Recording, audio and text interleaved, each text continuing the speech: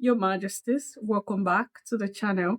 Thank you so much for returning. Trust you and yours are well, and you love yourself and others like always. Many thanks to all of you for the support you give to the channel. Thank you so much to our channel members, to our anonymous supporters, to all of you, my team subscribers. You're loved, celebrated, and of course appreciated. I'm taking you straight into our discussion today, and it is a Sinai Bible.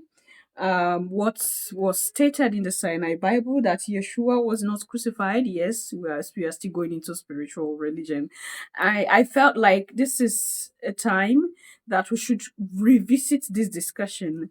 And there is no harm in having a discussion, right? So you leave your thoughts and opinion there at the section. So there's a particular narrative when it comes to religion, Christianity in particular. There is a particular narrative that has been, sold to the people. We believed it all this while we're growing up and everything. And to have reached a point in life and begin to see other documents, other narratives about situations like this, we begin to wonder which one is the truth, which one is not. Like I said, there is no harm in rediscovering. There's no harm in unlearning and relearning.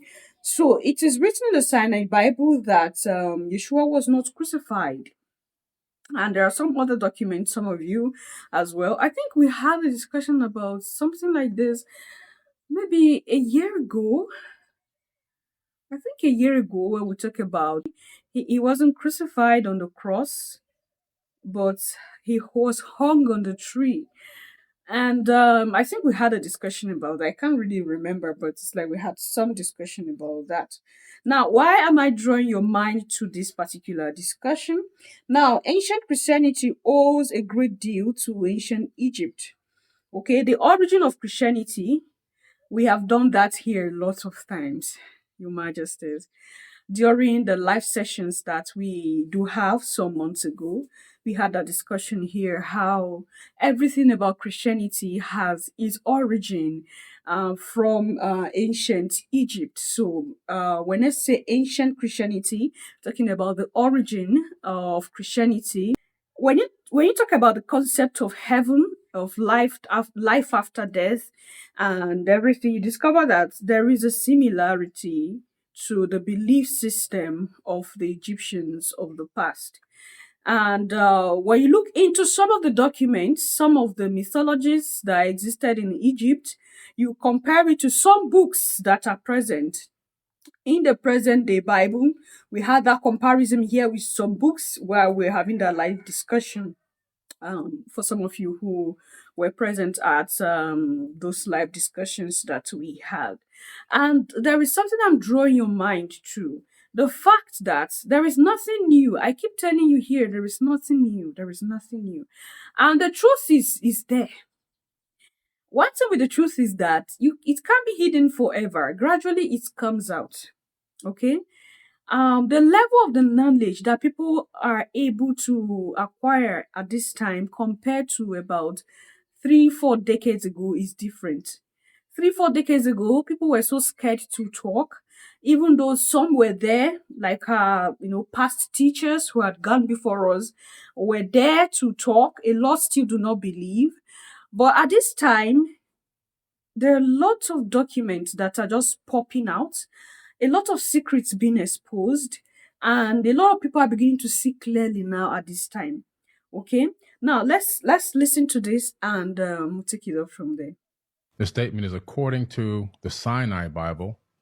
Okay, according to the Sinai Bible, Jesus wasn't crucified in that Bible. And that Bible predates the King James Version of the Bible. The text there actually is about 12 to 14,000 differences between the Sinai Bible and the King James Version of the Bible, which came much later. When you say that it denies the crucifixion or that the crucifixion isn't there, I mean, I can go on right now, Codex Sinaiticus, and I can look up the end of, say, Matthew 27, where it has Jesus being crucified. And that's in Codex Sinaiticus, or, the John 19, or any of the other ones. So They even tell you right here, little folk, reverence for the Egyptian goddess Isis and her son Horus, shown at your right, an Egyptian statue of the Ptolemaic period, was easily converted to the veneration of Mary and Jesus. The 4th century fresco at the far left and a Madonna and child adorned in the Coptic monastery. They said it was easily converted. So let's see how easy it was converted. Dr. John G. Jackson, in his book, Christianity Before Christ, tells us, and even Church Ward tells us. Now, let's look at Horus. Horus had 2 mothers, Isis, the virgin who conceived him, Nefertiti, who nursed him. He was brought forth singly as one of the 5 brothers. Let's look at the life of Jesus. Jesus had 2 mothers, Mary, the virgin who conceived him, and Mary, the wife of Cleophas, who brought him forth as one of her children. Brother, can you be by the lens a little bit? I mean, I don't know if you can see us out of focus. I know I can see us out of focus. Horus was the son of Seth, his father on earth. Jesus was the son of Joseph, his father on earth. Let's look at Horus now. Horus was with his mother, the virgin, until 12 years old, when he was transformed into the beloved son, to God, as the only begotten of the Father in heaven. Jesus remained with the mother, the virgin, up until the age of 12, when he left her to be about his father's business. From 12 to 30 years of age, there is no record in the life of Horus. From 12 to 30 years of age, there is no record in the life of Jesus. And Horus at 30 years of age became adult in his baptism by Nuke. Jesus at 30 years of age was made a man in his baptism by John the Baptist. Horus in his baptism made his transformation into the beloved Son, the only begotten of the Father, the Holy Spirit represented by a bird. Jesus in his baptism is hailed from heaven as the beloved Son and the only begotten of the Father, the God, the Holy Spirit, that is represented by a dove. That's why they tell you right here, it was easily converted to veneration to the Mary and Jesus. So one of the questions that was brought up was the information about the Sinai Bible, which has a lot of differences than the King James Version of the Bible. It's also called the Codex Sinaiticus. So the Codex Sinaiticus, often referred to as the Sinai Bible, is a 4th century Greek manuscript of the Bible. In contrast, the King James Version, is the KJV, is an English translation completed in 1611. Comparing these two involves examining differences in textual context, translation choices, and theological interpretations. And so here's the textual variations. Scholars estimate that there are approximately 14,800 differences between the Codex Sinaiticus and the King James Version. These variations range from minor discrepancies to wording to significant differences in the content. For instance, the Codex Sinaiticus includes books like the Epistle of Barnabas and the Shepherd of Hermas, which are absent in the King James Version. Notable omissions. Several passages presented in the King James Version are missing from the Codex Sinaiticus. Mark 16:9 through 20. The longer ending Mark detailing the post-resurrection appearances of Jesus is absent, doesn't exist. It's not in there. That's Biblical Archaeology Review. Biblical Archaeology Review. That's the source. It's one of them. There's 8 sources, but that's just one of them. John 53:8-11. The account of the woman caught in adultery is not included. Biblical Archaeology Review. Source. Luke 24:51. The phrase, "and was carried up into heaven," describing Jesus' ascension, is missing. Biblical Archaeology Review. Translation differences. KJV.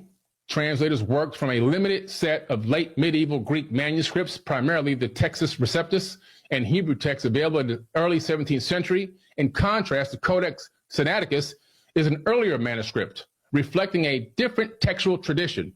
These distinct source materials contribute to differences in wording and interpretation between the two versions. Theological implications. The variations between the Codex Sinaiticus and the KJV have led to differing theological understandings. For example, the absence of certain passages in the Codex Sinaiticus, such as the longer ending of Mark, affects narratives concerning the resurrection and ascension of Jesus. These differences highlight the importance of textual criticism and biblical studies to understand the development and transmission of biblical texts over time. While it's challenging to specify the exact number of words translated differently between the Codex Sinaiticus and the KJV due to their distinct textual basis and translation methodologies, the estimated 14,800 differences encompass both minor and significant variations that have implications for biblical interpretation. All right, my kings and queens, I hope you picked one or two from this and you're going to do your own research about this discussion. I keep telling you, whatever you see here, do not take it and, oh, Abigail said it. No, just go do your research about it and get the truth for yourself. Okay? It's not far from what we have been talking here. If you've been on this channel long enough, it's not far from the truth we keep discussing here. And I like bringing, discussions like this. It was because majority of you became so emotional at a point. I had to, withdraw back a little bit, but I just believe that you will get to the truth, however, because the truth is not something that can be hidden forever, whether from my mouth or from the mouth of another one out there. The truth, if it's gonna get to you, it will get to you. Now, I keep talking about the Egyptian Book of the Dead here, how the foundation of the three religions, the three major religions, Judaism, Christianity, and Islam, the foundations are built on this Egyptian Book of the Dead. Majority of the holy books of this religion carries a lot about this Egyptian Book of the Dead. And the truth is that this is something that have been proven. It's not like we are just saying this thing just to give some glory or reputation to ancient Egypt.